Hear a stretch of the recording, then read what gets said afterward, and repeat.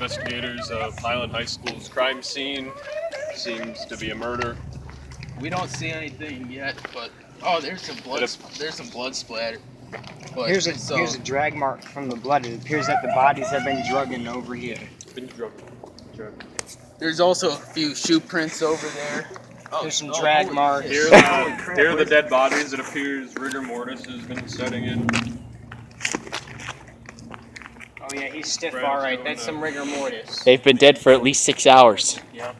Large lacerations on this man's right arm and top of Matt's head. Yeah, it looks like somebody used a blunt weapon to kill them. Force trauma. A big blunt to kill them. There's a stick over here. Maybe this big is a murder stick. weapon. Don't touch it yet though, because we need to take some pictures. But that could have been the weapon.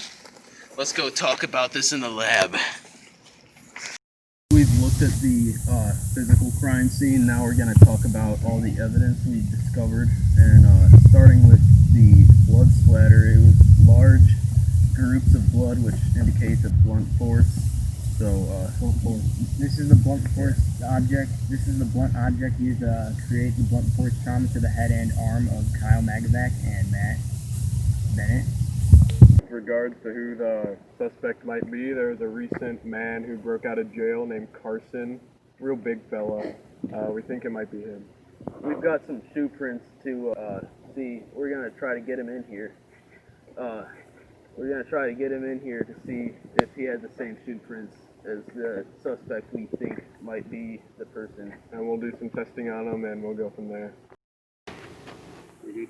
We do have several footprints from the crime scene and we're here to test Carson's footprints now, so can I have one of your shoes? Carson's our suspect. Is this your shoe? Our main suspect. Yes, this is my This shoe. is his shoe. Fred, would you like to test the footprint? This footprint on the shoe is exactly the same as the footprint at the crime scene. Mr. Straczynski, is this the object used to kill Kyle Magavac and Matt Bennett?